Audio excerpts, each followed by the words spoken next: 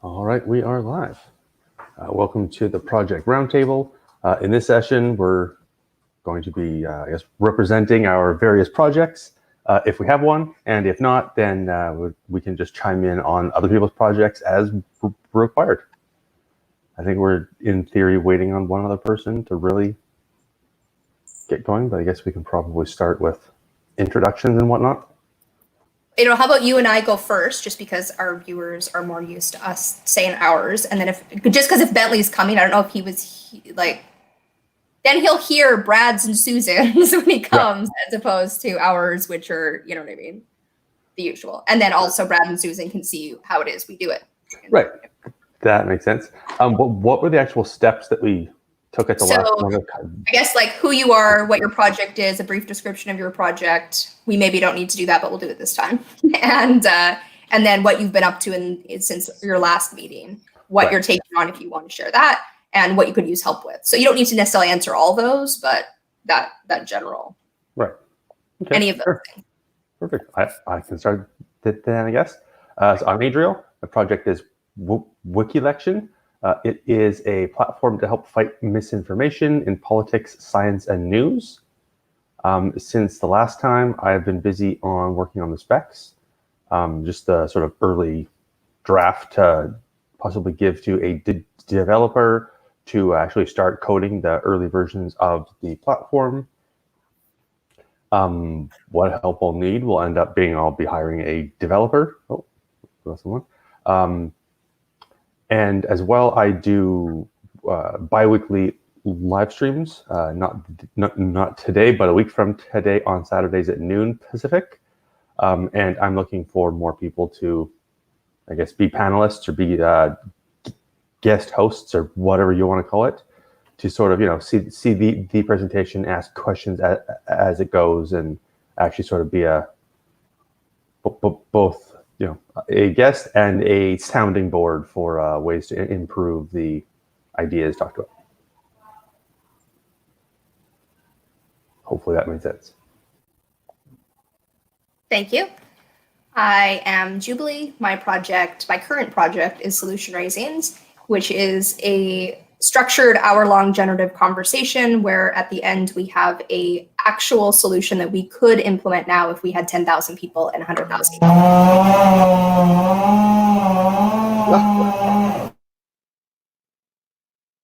Possibly, Brad's. All right.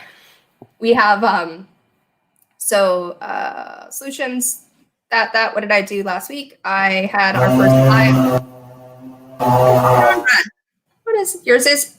If you want to just, Brad, go out completely and then come back in. I don't know. There's some weird sound on your. There we go, and follow it back in.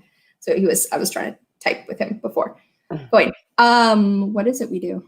So last week we had our first live project raising. On Wednesday, we did it on mental health and emotional health. Weirdly, although we did it kind of with the idea of COVID-19, it was the one that COVID-19 probably came up with in the least. I think because we have so many issues with it just normally in mental health, this is showing, anyway, not the point of this conversation. And so did that. I'm looking to do that live every Wednesday, have a different solution raising during my live learning session. And I have solution raising. And then, so this week I'm figuring out what the topic is for this Wednesday. Both of them are a little more convoluted to explain that have been offered as suggestions rather than just like transportation and education. And so figuring out the wording and how we have that conversation. And I don't know exactly what I could use help with at the moment. I think things are just unfolding in their proper time. But if anyone would like to join this Wednesday, that is what we can always use more help with. Wednesdays at 8:30 in the morning Pacific time, we are having a conversation that generates solutions. So that is solution raising this week. So Susan, if you would like to go, or Brad, you want to yourself? Susan, do you mind if I jump in? Go ahead, Brad. Someone outside my window stopped temporarily, so I'll try to be quick. So I'm Brad. I'm starting a regenerative agriculture venture in Columbus, Ohio. It's in an urban environment. Our house is located on 1 acre. So we're trying to utilize 3/4 of an acre to grow as much as we can using biointensive methods, permaculture methods, and a little bit from the Market Gardener style type production line. Currently, this is the first year, so we're just starting growing things. But as far as help, we are going to try to open source solutions on packaging. I'm trying to get a packaging that is compostable and that I can be able to 3D print or grow in mycelium molds. But I don't have the details to that ironed out yet. So hopefully some people from the Game D community or people on the internet can help me crowdsource some solutions for that.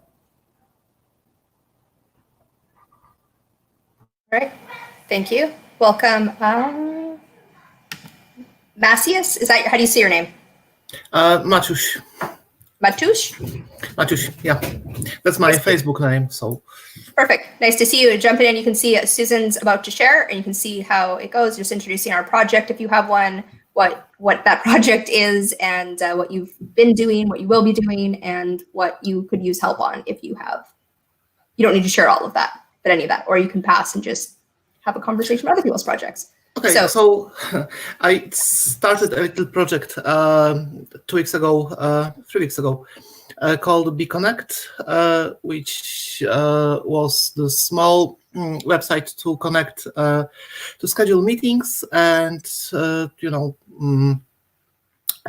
try to organize some like ad hoc meetings whenever they are needed in these times. And for the past 2 weeks, it's been like on hold. I hope to get back to it next week, if possible, to bring it to more usable shape. Put the code on GitHub and see if it's of any use to anyone. That would be good. And yeah, that's basically my update. Great, thank you. Susan, if you want to share. Sorry about that. Yes, thank you. So the project that I've been working on for the last year or so is a 2-row flow cultural commons, and it's an emerging space for settlers and First Peoples to have or to make sense of our treaty agreements. So what I worked on last week, actually I'm attending an online course with the Buckminster Fuller Institute, and we've been going through a series of speakers and then activities. So we had Tom Chi, I think a couple weeks back, and he talked about rapid prototyping. So even though I've sort of been doing that all along, I decided I would do more of it. So I did a couple more things for the site, but actually it was last weekend, I think. I attended another event online with the Rebel Wisdom group, and it was an all-day event. And at the end, we did this really interesting thing called the Offers and Needs Market. So I don't know if anyone's heard of that, but I was really excited about it because that is one of the things that I wanted to create. One of the components or the modules for the Commons is some sort of time bank sharing of skills thing. So they actually did it, but they did it on a spreadsheet. So I was like, cool. And it happened within a full hour. Of course, there was a lot of people attending, so that helped. So I decided I'd do that myself. So what I did is I created a sort of use that template as my template for the spreadsheet that I set up. And then I created a page on my website. And then I created a page on Facebook for the first time. And then I invited people that I knew and also promoted it on Twitter. So yeah, what I need help with is if anyone wants to help me do a UX test on it, give me some feedback as to whether or not they think that the process makes sense, and any help on the idea of offers and needs markets virtually. I've heard a lot of people say, oh, it really works well and you're doing it in person. I did see it work well online, but there was a whole bunch of people. There was like 65 people doing that at the same time. So, does it work when you just dribs and drabs? People are just coming in very slowly anyhow. So yeah, I'd appreciate feedback on that. Thank you. All right, thank you. This is only the, we've done a few of these with other people joining, but it's the first time that we've had as many people, and I totally forgot to take notes on what everyone's ask is. Could everyone reiterate what they would like to get out of this? Noise and other things going on, if you don't mind. I'm just unmuting everybody. I guess I'll Welcome to mute yourself if there's background noise and you're not talking. Yeah, go ahead. I have background noise.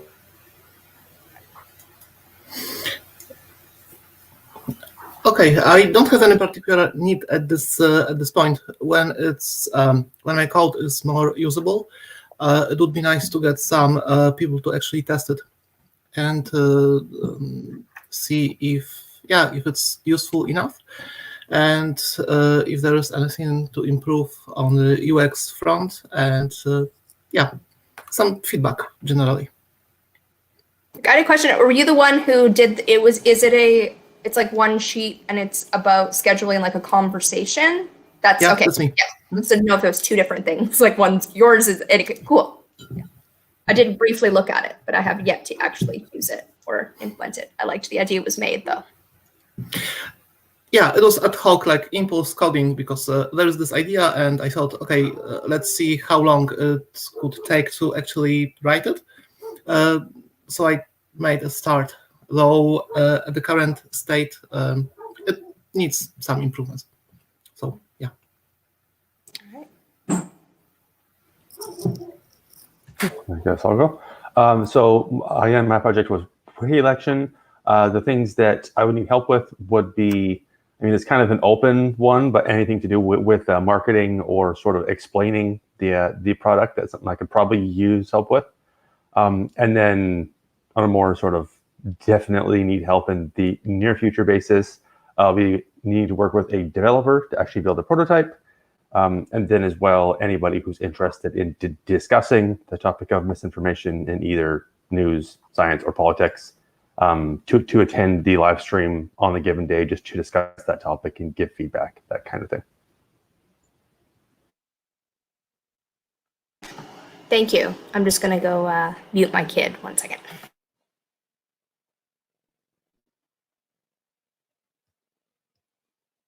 So, can I hear you? Can you hear me, Adriel? Yep. Okay. So I wanted to ask, what type of developer, like what language, what's the platform, what's the stack, what do you do? That I'm not sure yet. I don't really, I mean, okay. it's going to be some sort of database-driven web application. Okay. Aside from that, I mean, I assume probably MS SQL for the database, and then I'm not picky about the front end. There should probably be a conversation before the coding actually starts about what the environment is and, you know, why you choose one language over another.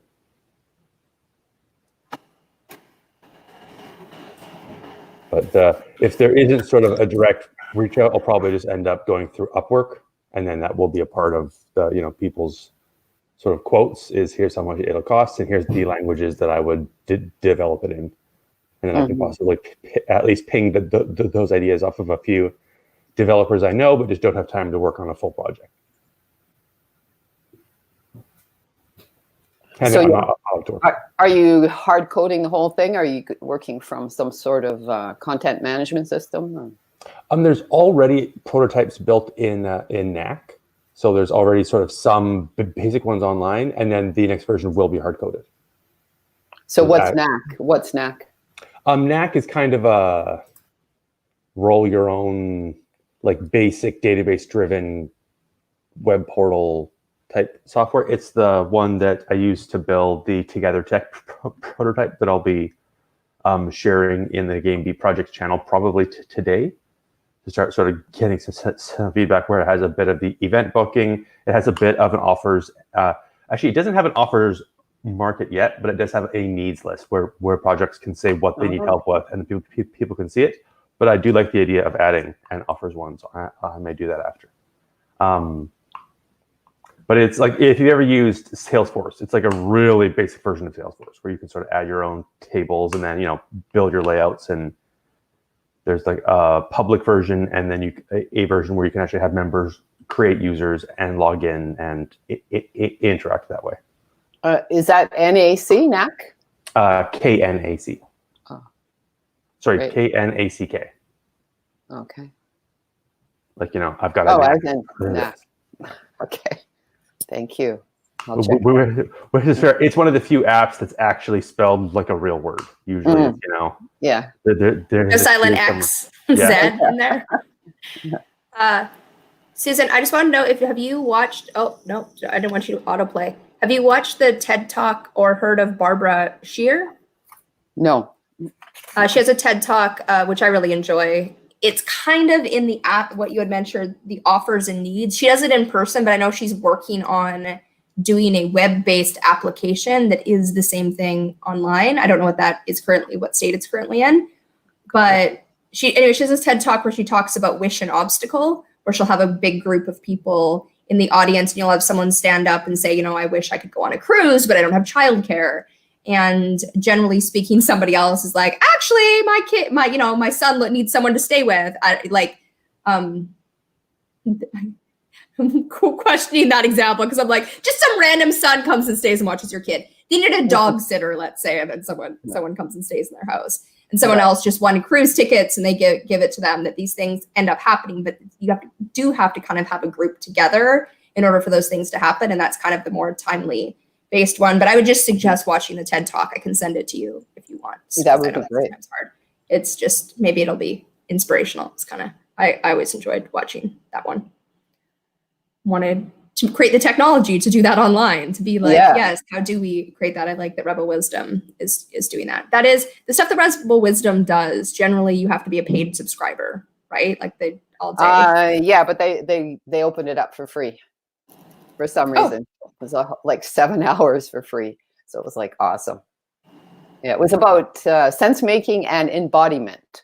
So Jamie Wheel was the keynote speaker, and then there was a lot of actual real activities, breathing activities, even yoga and so on to participate in. Yeah.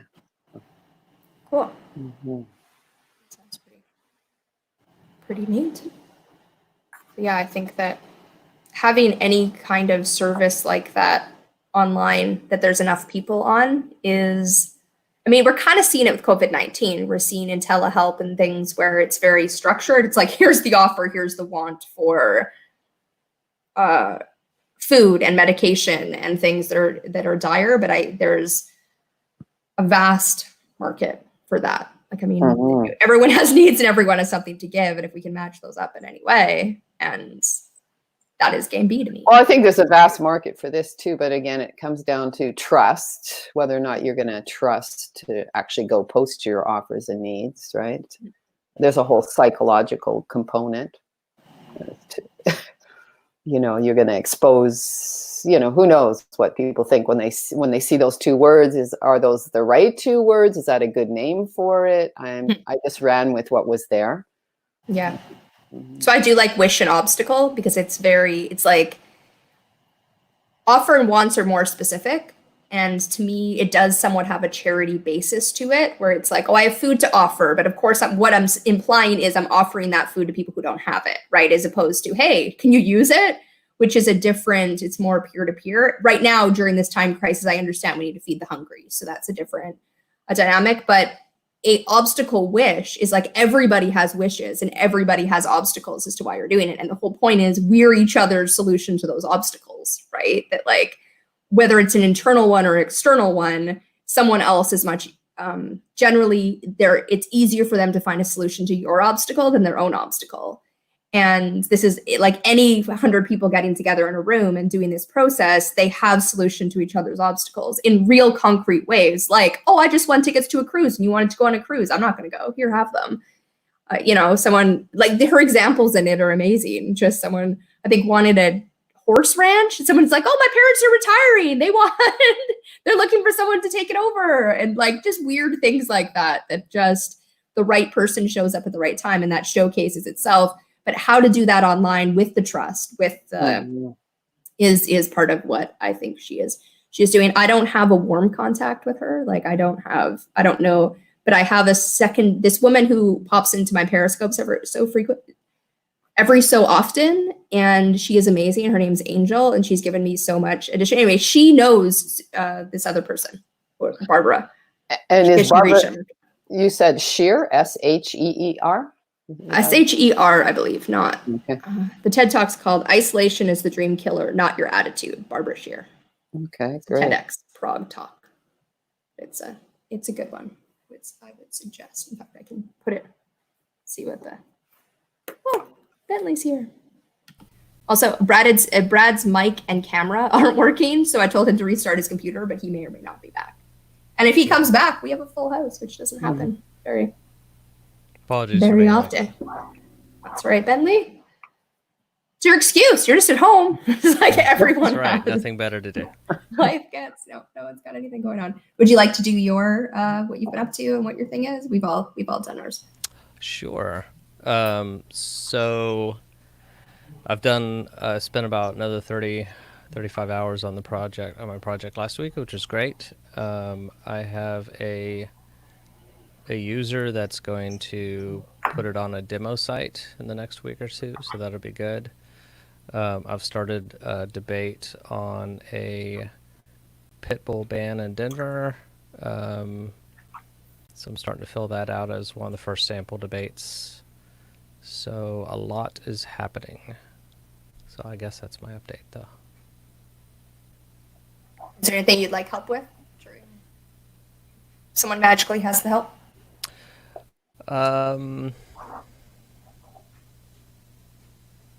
Really, what I'm looking for is someone who's pro keeping a ban in Denver. I'm trying the people ban in Denver, and it's hard to find. So there's several of them on the internet. I might just have to reach out to them. But if y'all know of anybody that might do that, that might be helpful. But nothing else. Not that I know anyone, but does it need to be a pro person in Denver, or can it just be a pro person? No, yeah, just someone who would be willing to do research and look up stuff. And I find it people are most capable of doing that when they actually believe in the side that they're doing. It'd be nice if we could all be completely rational and argue both sides. But we could all be lawyers. Yeah, right. That would just as long as they think that a breed specific ban is not the worst thing in the world. So yeah.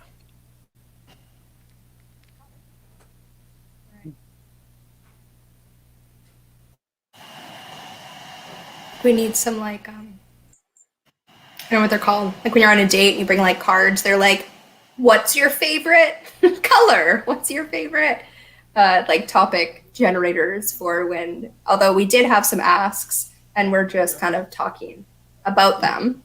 April, how do you think we can get you guests for your wiki election?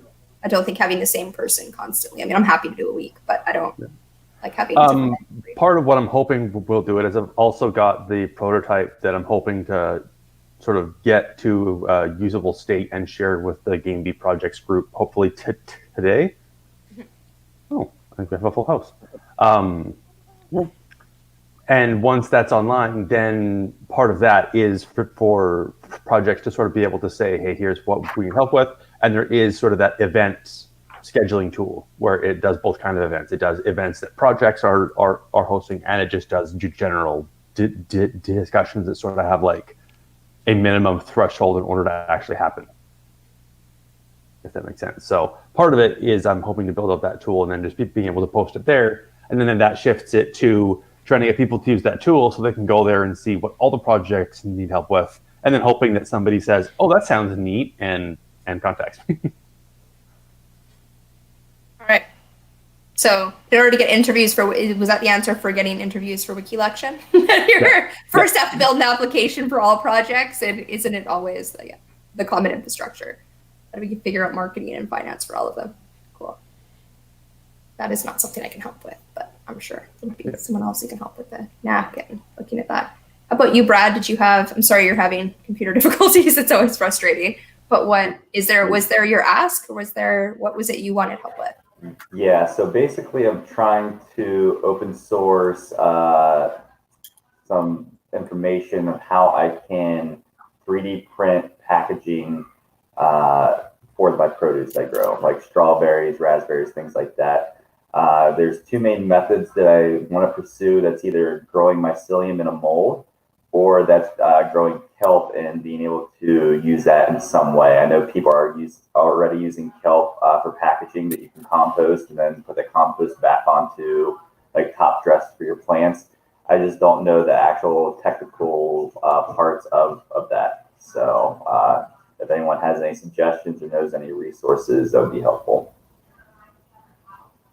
I do not know offhand any that, but I think that is also something that together as humanity we have to figure out is what material works for what thing, and when someone comes up with something, how do we propagate it? Because yes, I throw out so much freaking plastic from my produce, and there isn't any kind of solution for that works. But I guarantee you there's a solution for that works that already exists right now, but the people who have the farms don't know about it. And then the plastic people aren't there to help them know about it. And this is cheaper and this is more plentiful. And so having a way to correct that with a system where because the material engineers aren't the people to be able to market that. Like they're just not. And to know that these things exist, what you just said probably already exists. The people have used mushroom mycelium to create it, right? And so everyone has to kind of reinvent the wheel. Like you've got to figure that out. And then when you figure it out, everyone else has to figure it out and reinvent the wheel, because how do you propagate that? How do you actually get that out in the world? That is in no way a solution to your problem, Brad, but an overarching solution is needed. So how much research have you done on it so far? I've done enough to see that other people are doing it at big scales, but they receive like a large amount of funding. And I don't know how appropriate it is for someone like me to do that. So there are companies that are growing kelp at large scales. They're currently using it in their boxes, and they have special kelp lining so greasy foods and other things just don't like meld into the actual packaging. But they are like patenting their stuff. So I just don't know how to get what's already in use to myself. So to answer your question, I know that it exists. I just don't know the technical parts because a lot of that is proprietary information. You have already done this, but have you looked into just like buying like sort of small orders of the packaging as like, somebody who had stuff to ship might do? Like, I've seen containers made out of corn and that kind of thing, like plastic stuff that eventually biodegrades that company just bought to offer their stuff in. Yeah, that's kind of my fallback plan. I do have companies in mind to purchase that. Where my mind is going, though, as a dietitian by trade, and I always try to use every opportunity for education, it doesn't really make sense to put strawberries in the standard packaging of a quart or whatever. It would also be a great opportunity for me to come up with my own sort of packaging and maybe group them in actual fruit serving sizes. So it'll be very intuitive when people buy strawberries, like, oh, I know what a serving size of fruit in relation to strawberries are. But yeah, I can use biodegradable or compostable containers already that are out there. So that's kind of my fallback plan. Okay, cool.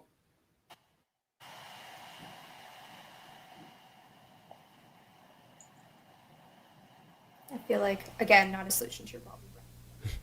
Like the supply meeting demand. Like there's so many farmers who have the demand side of things and people the supply side, but it's priced at the point of like, this is new and fun, so you want to pay a premium to have kelp packaging, as opposed to, no, we all need kelp packaging. What scale do we need to produce it on? So it is 10 cents per container, and let's create that. Like, what do we need in place, as opposed to, I created it, I have a proprietary solution. Now it costs $5 per strawberry bundle to get it there.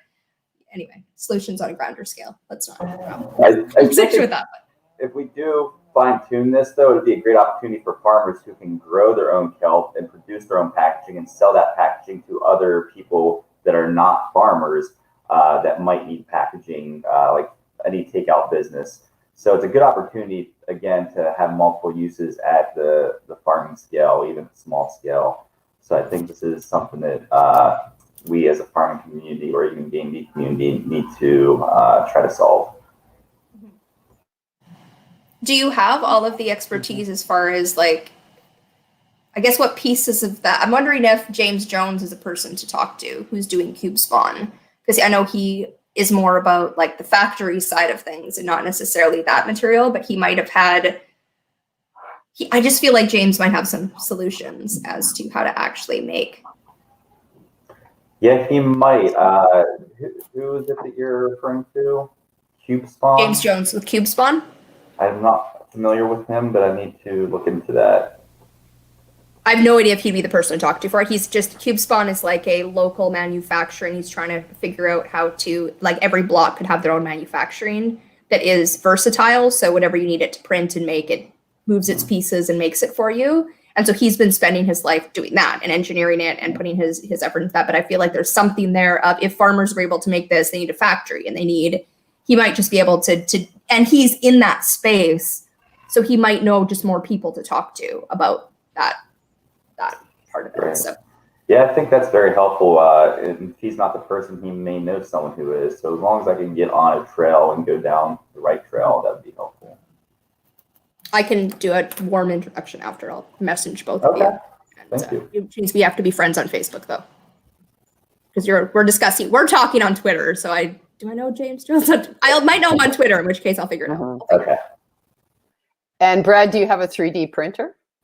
I don't have a 3D printer, and it depends on which route we go. If we do like mycelium molds, I don't need one. I don't know the technical part of, is this going to be a homemade, or not homemade, but a personal 3D printer that I can use kelp in? Because the ones that you buy don't support that material. So I need to figure out what these companies are using. Actually, I'm not even sure that's possible if they have it. It's like proprietary information. I don't know how open they're going to be to sharing that with me. But I just need to see like what it takes for kelp. That would be my ideal thing. I'd rather not use mycelium, but I'll do what I can. So if you do the kelp option, is that a 3D printed? Like I would imagine it is, but I mean, it has to be to some extent. But again, I need to find out more information. It's just not readily available. The reason I'm asking is I worked for a startup once that did a 3D print network. So the whole idea was to network 3D printers. So whatever your project was, then you could tap into their network and have this printed, at scale. Nice. So yeah, and depending on what the financial end of the solution is, I mean,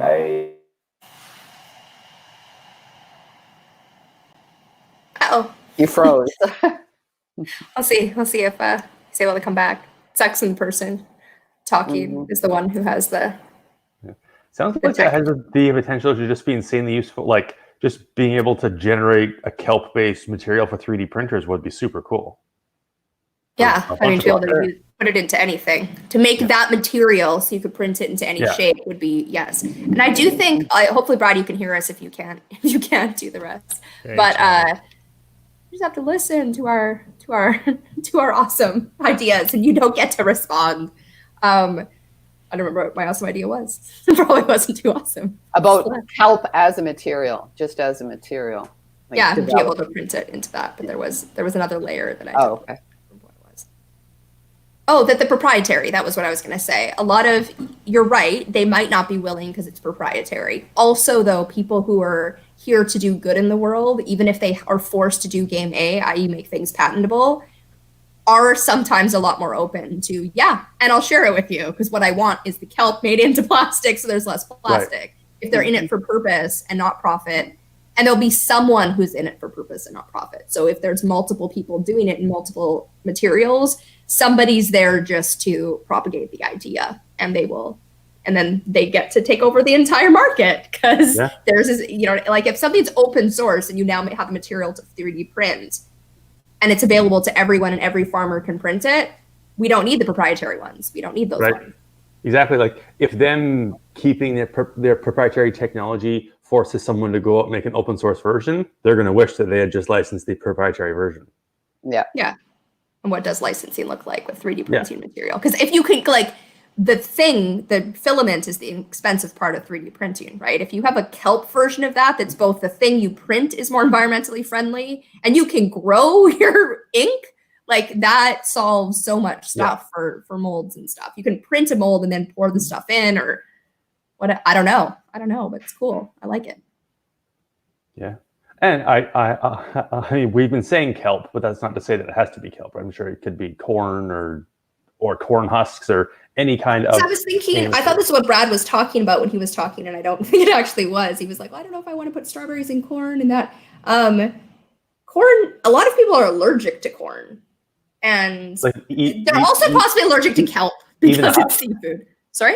Even the husks, or like actually eating I don't corn? know, but like it seems like I wouldn't want that to be done with peanuts. So like corn's in everything, but it's also in everything. So why not make it out of it? I'm pretty sure most people's biology in their bodies is more okay with corn husks than. I mean, I have a different layer of like, I want to know what that process is that turns that into the corn husk, because I want to, turns it into the material, because I want to know if it's actually environmentally friendly, like how much water, how much energy, what chemical processes have to happen for this to be made. And the proprietariness not only is for profit, it's also to keep that secret, right? Because it's like, oh, this is environmentally friendly. Is it really if you're pouring arsenic into it? Or I don't know. Yeah, sure. That might come up in the wash. If you're trying to license it, you might find out, oh, I actually don't want to use this. This defeats the whole point. So I'm just going to, unfortunately, Brad has mentioned in the, not unfortunately, Brad's private messaging, and I can't necessarily, there we go, I can do this. Brad had private messaged that. And so this is the, I really wish StreamYard would make these links actually clickable, but yeah, it's a link on not just biofuels, algae's next wave. Yeah, companies listed in the article. And yes, I would suggest that. Definitely contact the ones listed there. Although I've not looked at it. If there's a list of companies, yes, definitely contact them. And ask them. Yeah, there is a company called Lolyware, seaweed-based straw company. Cool, and now I can't figure out how to take it off of there. That actually reminds me of the whole like paper straw debate. That weirded me out that we went paper when there's so many like different kinds of biodegradable plastic, and the paper straws are just terrible. So I'm not sure why we tried, like why there was such a hard push towards paper straws when paper lobbyists. Yeah, it's true. You need them hemp straws. Yeah. It hemp everything. Should go hemp everywhere. Except also I have no idea what the process is to actually get it into all the things for eco packaging. It's funny, Shiloh just, while we were talking, typed that up. Maybe hemp is a good material for eco packaging. Yeah. Yeah, and because Brad is near the coast, seaweed makes sense. Mm-hmm.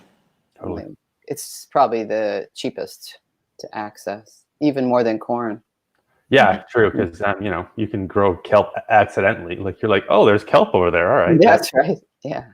I mean, the ecosystem needs it. Yeah, but you don't want to harvest too much of it. But at the same time, the weed of the sea. So that. And there's that whole watershed thing. If it grows in the watershed, in the ocean, help with ocean acidification. Yeah, and the strawberries are in the watershed. It's much more, it supports the ecosystem of the watershed. It sounds like there's sort of, a wide variety of packaging needs. Like some of them, should probably be able to package things that are dry and won't last that long. Things like that you might just be, be able to use, for example, corn husks themselves, no processing. You just wrap stuff in corn husks and you're done.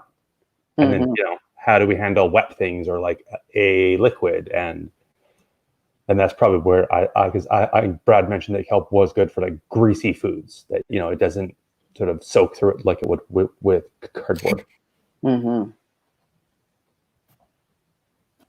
Yeah, Shiloh and I are just share a brain, because it was like, I said hemp, she was typing hemp. And then I was like, we can't take the seaweed out of the ocean. She was, same thing at the same time, yeah. Also, both think we have solutions to the world. So I think that we might. If you ever can't make it, we'll just bring in Shiloh. If who can't make it? If I can? Yeah, perfect. If you can't make it to this, we'll although I think she's more succinct and doesn't stumble over her words as much. She might do better. There's a few like meta projects, one of which is material, like just knowing where the materials come from. Because if you could turn corn into a material you could 3D print hemp into it, and knowing that what those processes are and do it yourself. Like, how do you create this out of here without needing to get a mold and making a million so it's cheap enough? How can you actually get this down to cost? And there's tons of. I'm not sure if you've already written this down, but it sounds like we need a solution raising on packaging, because there's a ton of stuff out there. And like personally, there's been quite a few things that I haven't bought because the packaging for it is atrocious. I'm like, oh, those cookies look good. They're individually wrapped. Are you kidding me? Never mind. Yeah. I don't. Yeah, sometimes I bought the wrong thing. I'm like, oh, these are individually wrapped. Yeah, or like, you know, you buy candies and each one has plastic around it. Like, oh my god, I don't want this plastic to live on forever because I wanted a snack. Like, yeah, no, and it is. A solution raising on packaging is actually pretty. I don't, and these are the best ones. I don't know what the solution is for 10,000 people and $100,000, but there is one.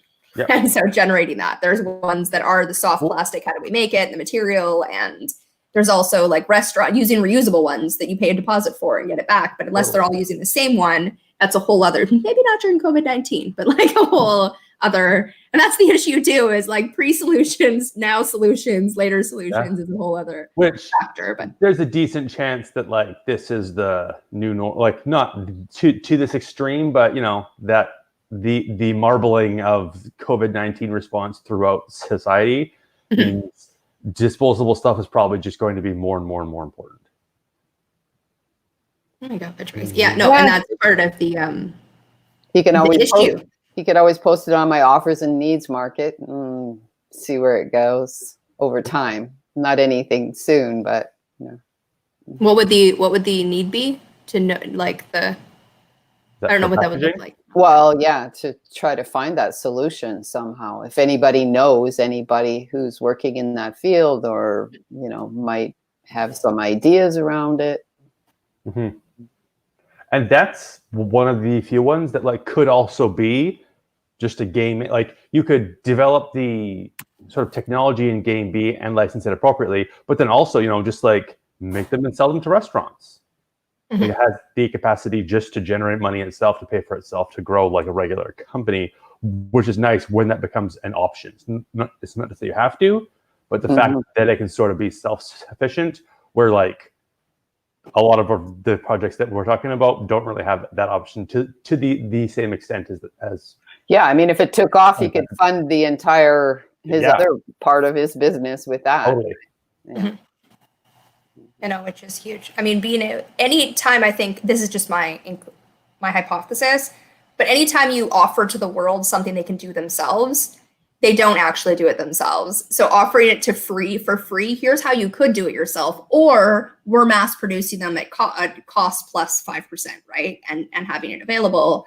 But it both brings you marketing, you get innovation because people can do it themselves, right? They're like, I tried it this way, but most people don't. Like, even if it's a super easy cleaner, people buy it in a package rather than make it themselves, right? And so I don't think we're such a... But that's the old model of convenience, right? And we have a lot of time on our hands now. Yeah, that's true. Let me DIY some cleaners, even clean my house. Right. Yeah, that's a model. I mean, that's very much like open source software. You can often give it away and then, you know, do hosting and enhancements and stuff. Yeah. It's a bit challenging, but it does work. I mean, I haven't dabbled in that for years, but I know that Red Hat for Linux, it was open source, but they still they sold manuals, they sold implementations, and they got pretty big. Yeah. And then, of course, if the offers and needs market was set up on the Commons and you had a lot of indigenous people on the West Coast, I would bet that they would have a solution. They've already figured out how to wrap up stuff. Yeah. Keep it and probably even in seaweed, right? Yeah. So, and that's part of their culture. Any indigenous plant is used in that culture, right? So, yeah. Yeah, and that'd be great to start incorporating that wisdom back into our society. Or he might even go to the territory that he's on, the nations that live there, and ask them if they have any solution, right? That's really good. As opposed to going up into the game A, maybe try the game C or whatever it is that the original indigenous peoples did on their land. Pre-game, eh? Yeah. Yes, Well, exactly. And I think that's extra cool because then if it was something that was hopefully readily available to that tribe or that community, then all of a sudden, if we're talking about possibly like having it as a business, that becomes oh, hey, if you can make the packaging, then you can sell it and there's a business for your tribe. True. Yeah. And then it's like, they'll hopefully do it like at a respectable scale where like it's enough that they can sell, but not too much where it's like, all right, settle down. Like, you're kind of defeating the purpose here. On demand, sort of. Yeah, exactly. But then also having an upper limit, right? Because if it's like, sorry, we ran out of that material and there's no good way to get it, talk to us in 3 months. Like, and then, we'll hopefully have 300 tribes set up that way. We're like, 200 of them are making this, 50 are doing that, 20 are doing that. Here's the amounts that we have. Yeah, Mhm. absolutely. Yeah. That's omniwin.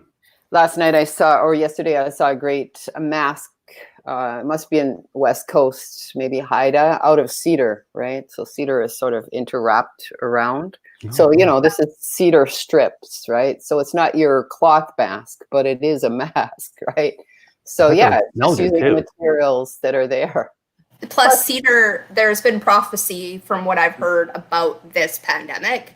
And part of what the First Nations, especially on the West Coast, are is cedar in your shoes, cedar in for this particular virus. It's medicine. One. So having a cedar mask is like, because it has the scent, which has an oil in it, which is also antiviral.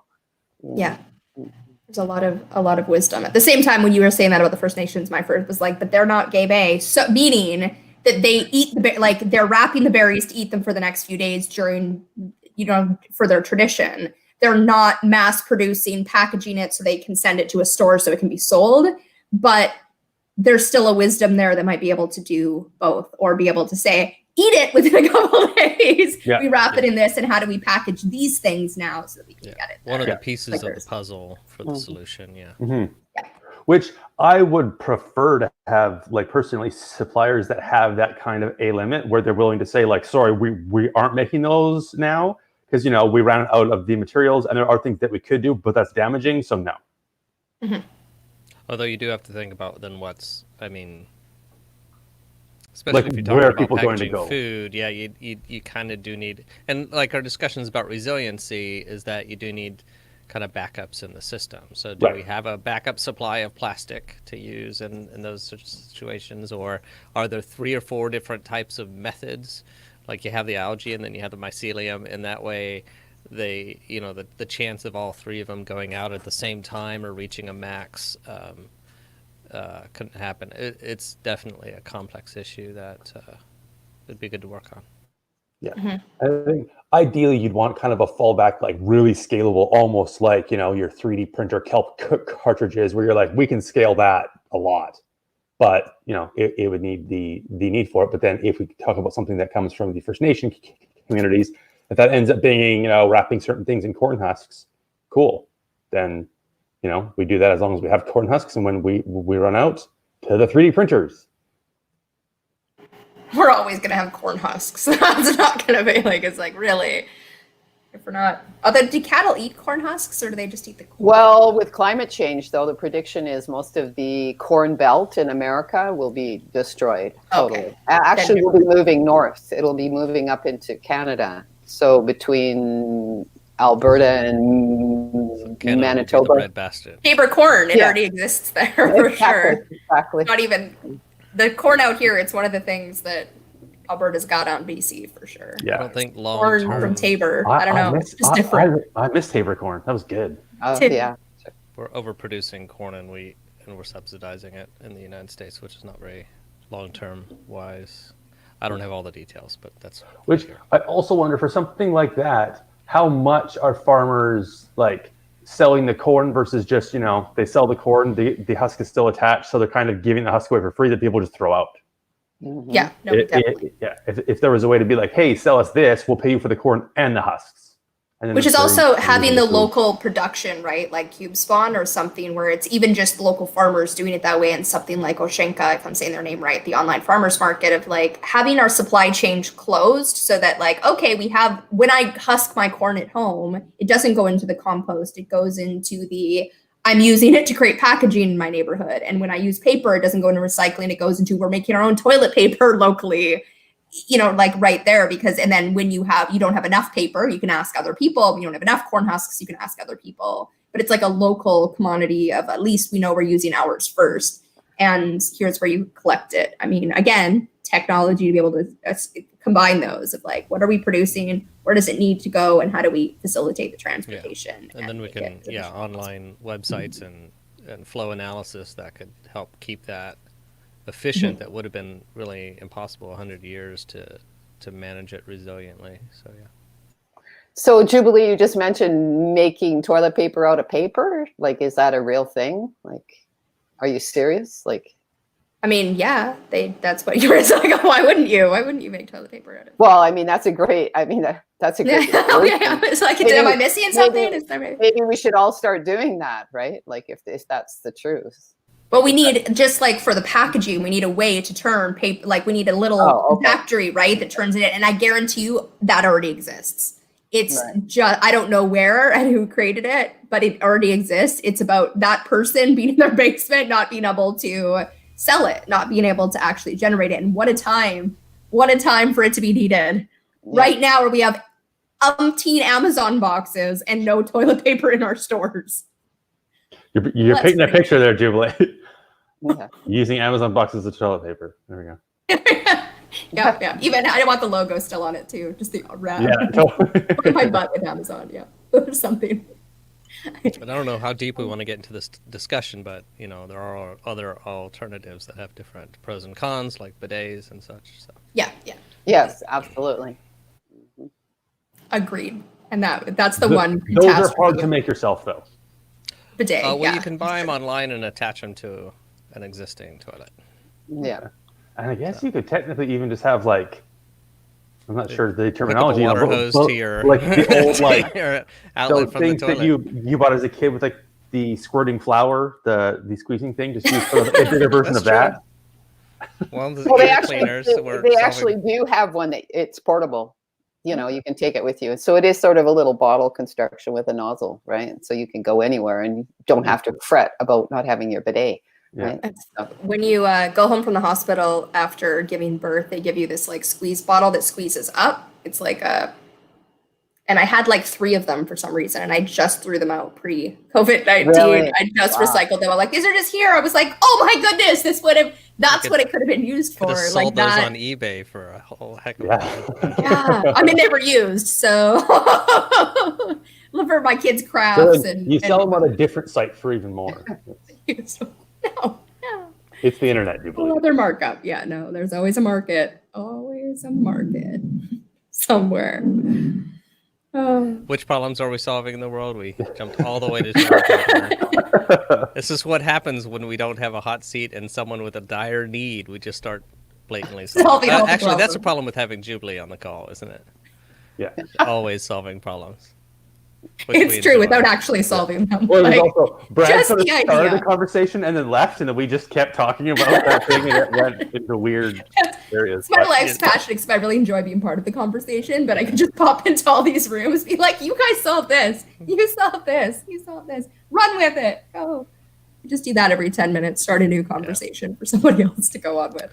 Were there any asks at the beginning of the call that I missed that people might want to repeat? And the other thing I was thinking for Brad is maybe if he would share with us a link to a post he did on social media asking for advice on this, and if we all share that, including LinkedIn, because actually I have like 500 people on LinkedIn, and so I don't know which of them might be in the packaging area or have a second person in the packaging area. So that's maybe one way we can help out. Let's see. That's a great idea, Bentley. Mm-hmm. In the comments, right? And so, yeah, he's on Twitter. So anyone on Twitter who's friends with me, I can share it, and we can all share it and share it. Yeah. So where are we gonna post this information? So once he gets it. together, like how do we find this so we can support I guess it'd be that? good to go ahead and share it in the Game B Facebook group. Okay. Because we should all see that. So yeah, just create a Yeah. post in there with the link to the Twitter or to the Facebook post that's public, and then we'll all share the post. Yeah, I'll share it on mine and say, see if anyone has any indigenous solutions to that sort of problem That'd be as great. well. I'm very interested to hear that. Like, especially if it was sort of like a longer use, like, oh, we've been using this for 1,000 years. Exactly. I'm interested in hearing that. So Yeah, I mentioned, that reminds me, I'd mentioned in one of our other calls, I don't know which one, summer sausage, which Jubilee and I don't think Adriel had heard before. And that's very similar. I mean, that's an old world food, basically because it travels and doesn't rot, doesn't need refrigeration. And there's a similar North American tribe, which begins with a P, and I can't remember the whole word, but it's more berries and fat meat. Pemmican? Pemmican, yeah. yes, right. So I was looking into creating either my own pemmican or actually buying it because it fits my dietary needs. So Yeah, I actually saw some posts saying that like it's the ultimate survival food. yeah, And like it lasts. Which they, you're riding a horse for 3 days. You need something to carry with you. Yeah, I think that's indigenous to Blackfoot and Cree culture, if I'm not mistaken. Interesting. Yeah, I wasn't sure which tribes or groups had come up with that or discovered it. I know. But did anyone have any other requests from the beginning of the call that I missed that I could help out with, maybe? Well, Susan was talking about the ask offer. Sorry. Yeah, Susan. so I creating an offers and needs market, and based it virtually. It's basically just a spreadsheet, but I've created the page on the website and I'm promoting it through Facebook and Twitter. So I was asking if people could go through that experience and see if it makes sense, right? So I posted the link to my website in the chat. And if you know of any other like ways of doing that, so that's just a rapid prototype, but like how would you actually do that in full on tech, I don't know how you would do that either. I haven't got to that point. Yeah, I'll definitely take a look at that. Two things is Adriel, you were using, what's the tool you were using to quickly prototype something?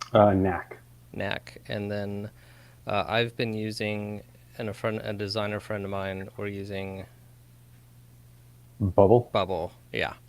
Bubble, I think, is slightly better than Knack. In my experience, Bubble has a better interface options, and Knack has a better database. So it depends sort of what your emphasis is. But yeah, Bubble it would be database. It would definitely be. I mean, yeah. Although the Bubble one may be sufficient for what you need, and then the interface tweaks might be better. So, but take a look at, see if I have some suggestions. And so if you also, I know you posted it in here, and I guess. So I was just about to ask, are you okay, Susan, if I post it on the comments and then share it here so everyone can see it? Yeah. Sure. Didn't know. And then also maybe in the Game B space if you have. Now that I know already. Yeah. Which everyone, so we're trying to have every week or every month, everyone have like one place where you put an update video, but anytime anyone wants to share what they're up to in the Game B project space, when it's a Game B project, as long as you're not over posting and it's like, an update every day, post. Let us know what you're up to so we can help each other. I loved the idea of us sharing Brad's social media posting. That is something we could all be offering, right? And maybe we put out a submission. What do you have that you want to be shared? And then we vote on which ones, and then we propagate that one, right? And have one a week or something like that. But there's a lot of, room for collaboration. For sure. So Brad, if you want to send that to me, I can post it in the Facebook group and from Twitter, and I'll figure that out. And we have like 1 minute left, so we can probably, if anyone has any wrapped up questions or don't wrap it up with a question, wrap up comments or leave our audience with a question, or we can just say bye. And we will see you on next Friday. We're having a conversation about the Knack tool, right? Not Knack itself, but about the meta project conversation. And then the goal is today I'll actually put the link, and people can go and look at the public version and sign up for a member account if they want. And then with that being active in the space for a couple of days, we can then actually go through it for people who haven't had a chance, or to go over any changes that have happened from feedback over the week.